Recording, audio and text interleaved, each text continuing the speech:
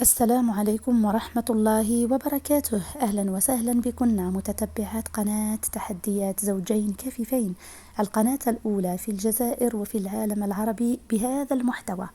قبل أن أشرع في محتوى هذا الفيديو عزيزتي الغاليات، ما تنسوناش بالتعليقات المشجعة وأكبر عدد ممكن من اللايكات والتشكرات، لما لا، وكذلك مشاركة الفيديو على أوسع نطاق في مواقع التواصل الاجتماعي لكي يصل صوت هذه القناة.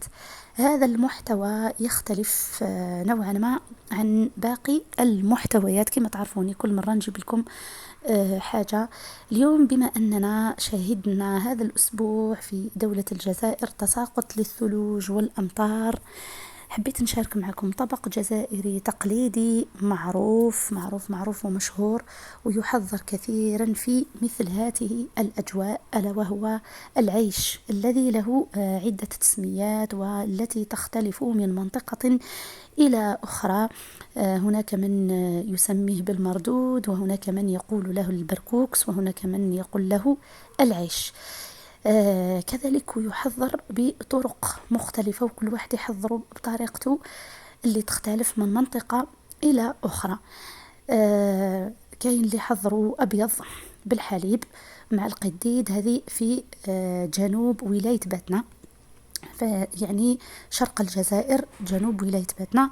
لكن في أغلبية المدن والمناطق يحضر بمرق أحمر، إما أن يحضر باللحم أو الدجاج أو القديد أو اللحم المجفف الخليع. أنا صراحة يعني نفضل تاع الخليع ونفضل الدجاج، خاصة إذا كان الدجاج يعني دجاج بلدي، دجاج عرب كما نقولوا باللهجة الجزائرية، راح يكون ألذ وأطيب وأشهى. باش نعرف به خاوتنا، هو نوع من المعجنات كروي الشكل، يعني إما أن تحضره السيدات في البيوت يفتلوه، إما أن يحضر في المصنع ثم يوضع في أكياس ويباع في المحلات. أنا شخصيا نفضل هذا الذي يحضر في البيوت، اللي يحضره النساء في البيت، يكون أفضل وأشهى وألذ. صراحة رائع. يعني في مثل هذه الأجواء البيوت الجزائرية كلهم تقريبا أغلب البيوت الجزائرية تلقاهم يحضروا هذا الطبق في هذه الأجواء الثلجية. يقول لك اليوم فيها عيش، يعني كي يصب الثلج ولا الأمطار تسقسيه اللي يتلقى مع أخوه في الشارع ولا هكذا، يقول له اليوم وقيلة على ما أظن فيها عيش. فبالتالي حبيت نعرف المتتبعين ولا غير المتتبعين، اللي يعني الناس اللي يمروا بهذا الفيديو، نعرفهم بهذا الطبق، لأنه القناة يعني متابعة من جزائريين وغير الجزائريين.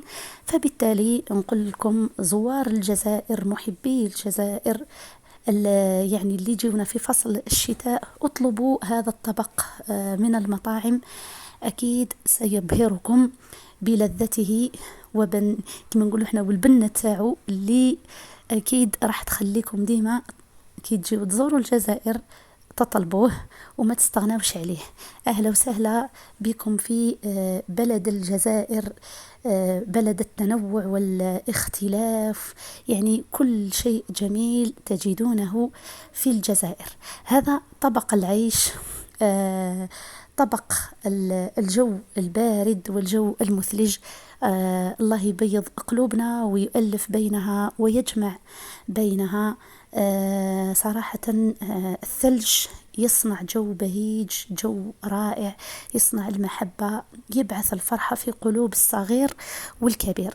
يعني صراحة نحن البارح شهدنا تساقط ثلوج هنا في ولاية سطيف، كانوا الأطفال فرحوا به بزاف بزاف، والشتاء أنهم يعني ولو أنهم يعني مكفوفين لكنهم أحسوا بهذا الثلج، يعني حسوا به وفرحوا به كأنهم رأوه، يعني كأنهم يعني شافوه.